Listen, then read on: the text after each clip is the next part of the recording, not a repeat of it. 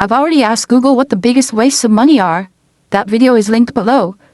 But today I wanted to see the biggest wastes of money, according to ChatGPT. Waste is a relative term, of course. You know what they say? One man's waste is another man's waste not, or whatever. It came up with 15 ideas, some overlapping with Google's take. But there are also some unique ones here. Tell me which ones you love to waste your money on. Number 1, high-interest credit card debt. This is going to show up at the top of every list, and for good reason. Every time you have to pay interest on your credit card, you're basically lighting your money on fire. The best thing to do is to pay your cards off in full every month. But I realize that's not possible if you've already gotten yourself in a sticky debt situation. The next best thing to do is to pay as much extra on your card each month as you can. If you have more than one credit card, you can try one of the two famous payoff methods, Snowball or Avalanche. Here's an article from Wells Fargo that compares the two methods. It doesn't matter which one you choose as long as it's one you'll stick with. Number 2, extended warranties. A few people came after me when I mentioned this one in a previous video, but most of the time extended warranties aren't necessary. If something's going to break, it's going to break 2 days after your warranty ends. Number 3, brand new cars. This is another one where a few people disagreed in a previous video. I understand wanting to have safety and security with a new car, which isn't guaranteed, but you can find very good used cars for a discounted price. Some people say it's hard to find those, but it's a matter of taking the time to look and being patient for the right opportunity. I'm no expert on cars, but I've seen people score great deals by simply being willing to wait and search. It's possible. You just have to dig. Number 4, buying coffee every day. Here's what ChatGPT said about this one. $5 lattes times 5 days by 50 weeks equals $1,250 a year. That's a whole vacation. It's not wrong. Those coffees add up. At the same time, I get the addiction. I make coffee at home first thing in the morning. But I almost always get a Starbucks too. My home coffee gets me going, but the Starbucks is like a special treat after my daily walk. I know it's a waste of money, but it's something I enjoy. Sometimes money is meant to be wasted on the pleasures in life. As long as you can afford it, why not? Number 5, streaming services you don't use. I was just thinking about this yesterday. Do we really need Netflix, Hulu, Paramount, Disney Plus, Apple TV, and Amazon Prime, plus cable? Turns out we didn't have Paramount, and Apple TV was a special free offer that will be cancelled soon. But they all have something different to like. I mean, someone should bundle these up and charge a lower price, like cable. Number 6, fast fashion. I have to say, I've got a few shirts from Shein that I've worn for years and they're still holding up. The quality surprised me. Not everything from fast fashion brands is durable. Check reviews before buying, and there are ethical issues like labor practices and environmental impact. But my experience has been decent. I haven't had any issues with the quality. I'm sure that's not the case for everything. Check the reviews before you buy. And I know there are other ethical issues with the clothes, but I was impressed by what I got, so I personally struggle with this one. If I go to Old Navy, the quality of the clothes isn't any better.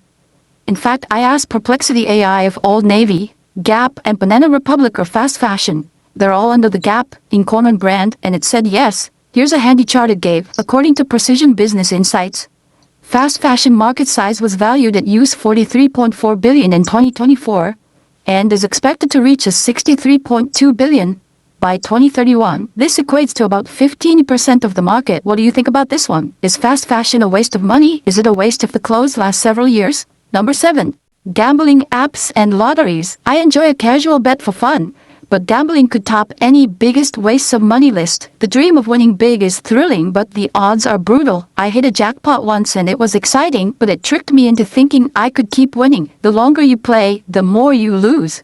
Set a strict budget and treat gambling like entertainment, not a side hustle. Lottery odds can be worse than 1 in 300 million, and apps use addictive designs to keep you hooked. A 2024 study found 60% of gambling app users overspend due to in-the-moment impulses. If you play, use only disposable income, set timers, and never chase losses. Alternatively, try low-stakes hobbies like board games or skill-based challenges for similar thrills. Some say lotteries fund public services, but only a fraction of proceeds typically goes there. How do you keep gambling fun without it draining your wallet? Number 8, meal delivery apps. DoorDash, Uber Eats, etc. I love ChatGPT's snarky blurb about this one. You're paying double for cold fries. Bingo! That's how I feel too. It's nice to pay for that convenience sometimes, especially if you're not feeling well.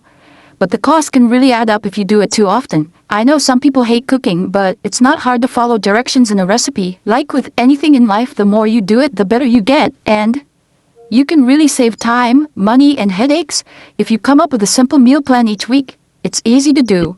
Number 9. Gym memberships you don't use. ChatGPT's quip hits hard. You're not getting fit by donating $29.99 a month. Too true. Exercise.com says 67% of people don't use their gym memberships, and 50% quit within 6 months. I was in that 50%. Driving to the gym in bad weather felt like a chore, and some gym goers, like the person hovering over my machine, made it less than pleasant. So I ditched the membership and switched to outdoor workouts, my Peloton, and YouTube videos. Investing in health is never a bad idea, but only if you use the tools. If gyms work for you, great. Commit to a routine to make it worth it. If not, there are cheaper alternatives. Bodyweight exercises, free fitness apps, or even secondhand equipment. The key is consistency, not the price tag. Also consider the social aspect. Some people thrive in gym communities while others prefer solo workouts. If you're on the fence, try a trial pass before committing. What's your fitness setup and how do you make sure you're getting your money's worth? Number 10. Subscription boxes. I kind of thought subscription boxes died out, but according to Market Research Future, United States subscription box market is projected to grow from $22.96 billion in 2025 to $75.87 billion by 2034, exhibiting a compound annual growth rate, CAGR, of 14.20% during the forecast period, 2025 to 2034. Additionally, the market size for United States subscription box market was valued at $20.1 billion US dollars in 2024. 22.96 billion with a B. I guess I thought wrong about them dying out. I used to have a couple of the subscription boxes, and they were a great idea for the sellers. While it was fun to get a box full of new stuff in the mail every month, I quickly realized the stuff I was given was samples that the companies would normally give away for free. I paid for a subscription to get free stuff. It's genius marketing, but terrible for my wallet. Here are some of the most popular subscription boxes according to ChatGPT: Ipsy, Stitch Fix, HelloFresh, Blue Apron, BarkBox, and Dollar Shave Club. While these can be a waste of money if you don't use what's inside the box, I can understand how some of these could be helpful. I've looked into getting something like HelloFresh many times but could never fully justify the cost. Number 11. Overpriced grooming products. Guys, let's talk beard oil and skincare. Some stuff is worth paying for. Quality razors, good moisturizer, maybe a decent hair product, but other times you're just paying for branding. A $60 face serum probably isn't doing anything a $12 version can't. You don't need 10 steps. You need 2 or 3 solid ones that work for you. Don't let clever marketing turn hygiene into a luxury bill. Number 12. Drinks at bars or restaurants. I would also like to add restaurants to this. Alcohol is expensive anyway, but the price gets jacked way up if you have it at a bar or a restaurant. I'm taking a break from alcohol right now, but when I was drinking it, a glass of wine, with a standard 6-ounce pour, was about $14 per glass for the cheapest option. And let's be real, who stops at just one glass? And that's why I'm taking a break. LOL, I could buy an entire bottle of wine for the same price as one glass. Cocktail prices are just as bad, and they only give you a 1.5 to 2.0 ounce shot of liquor in those. If you're out at the club, you're probably going to have several drinks, and don't forget that all logic and reasoning go out the window when you've had a few drinks in you, which may cause you to buy even more.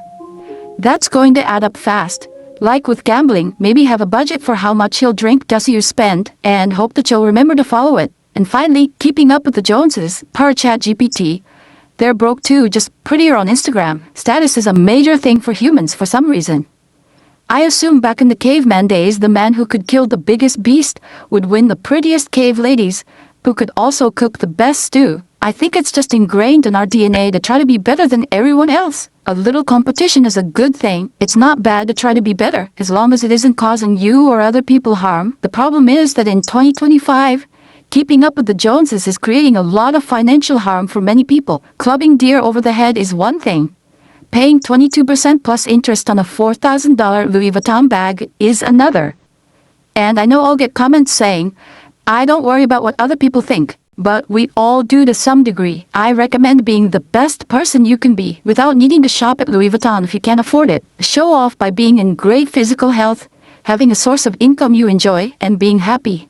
I think it's fascinating to see what the biggest wastes of money are according to different sources. More to come. While many of them overlap, credit card interest is always going to be on the list. Sometimes unique ones appear that I never thought about, subscription boxes in this case. The point of these lists isn't to shame you into feeling bad for every purchase you make. It's to help you see what's important or not important to spend your money on. You might love going out to bars and don't mind budgeting for that, while someone else loves to get a subscription to HelloFresh so they don't have to think too hard about dinner. As long as you can afford it, why not spend money on things you like?